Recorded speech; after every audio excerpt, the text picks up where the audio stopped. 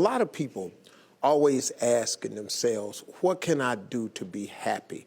That's a big question for a lot of people. Now, you have a system of 5 steps. Yeah, I've written 5 simple steps that really helps no matter who you are, what walk of life you're in.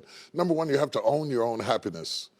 Take it away from other people demanding that they make you happy. Your kids are not going to make you happy. Your spouse is not going to make you happy. A big house is not going to make you happy. Own your own happiness and be responsible for doing those things that bring joy into your own heart, independently of life and people and money and all of that stuff. Right. It doesn't necessarily give you a happiness. You have to take responsibility of that peace and that joy that lives inside of your heart and not inside of your stuff. Wow. Am I right? Yeah. And the second thing that I think people need to do is challenge their own story, because people torment themselves by how they see their life. They've told themselves a story as if it were the truth when it is really a perspective truth. And sometimes you've narrated a story that you beat yourself to death with. Challenge your own story. Change the way you talk to yourself about who you are and what happened to you and what you're going to do in your life. You wrote the script. Change the story. Change the dialogue. You can, am I right? You know? Yeah. The third thing that I think is very important is to enjoy the journey, not the destination. A lot of us delay our happiness. When I get to this level, when I get my degree, when I get the kids, when I get married, I'm going to be happy. Enjoy the journey. Enjoy the whole step, the whole process. Every day that you get up to strive for whatever it is you're after. You know, I'm a goal-oriented guy. Yeah, absolutely. But you don't celebrate when you get to the finish line. Celebrate all along the way. Celebrate all along the way. Yeah, man. You know, that's so true, because I hear people talking about a million, man. When I make $1 million, I'm going to do this right here. Well, look, if you've been making $25,000 a year, and all of a sudden you're making $100,000 a year, I got news for you, man.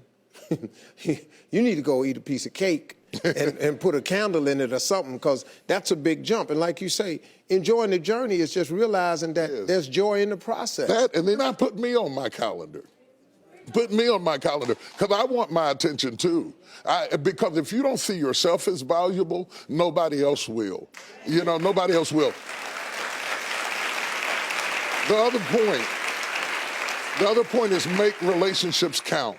Making your relationships count, because everything is about relationships. First of all, your relationship with God. That's a very important thing to have, because as long as you know that there's somebody in charge, you don't have to bear the brunt of the responsibility and the weight of what's going on in your life. You can talk to the boss, okay? Number 2, enjoy your relationship with yourself. If you don't like you, it makes it hard for me to like you. Because people, when you walk into their atmosphere, they draw you into the cosmos of their own drama. And if they're full of drama without you, when you come in, you become caught up in the cyclone of their drama. Enjoy your relationship with yourself. And then anybody else who comes in, they enter into a party you already started.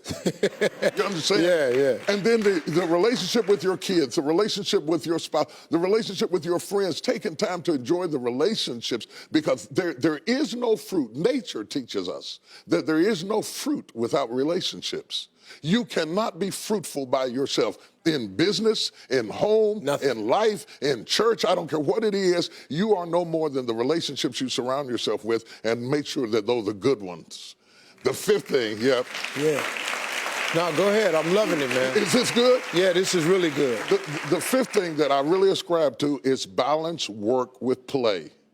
You can't do all of either one and be successful. And to those whom much is given, much is required. And if you work really hard and you're a really diligent person, make sure that you do some play to balance your life out. If you play real hard but you don't work very much, you're going to be fun, but you're going to be hungry. You know what I'm saying? You got to balance work with play. You have to balance that with your children. If you're always a disciplinarian, your daddy going to get you when you get home. I don't want to always be the police in the house. I want to be the fun guy sometimes. Balancing work with play called this not only for you to be holistic, but for people to get a better perspective of who you are. I get on my Instagram and I put crazy stuff. My kids die.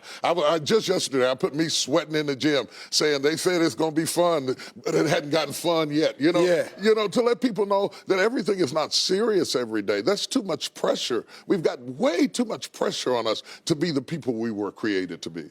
You got to enjoy the journey and the process. Like I told my kids the other day, I said, let me explain something to y'all.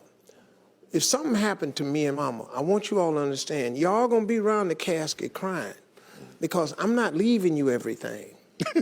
I'm just not.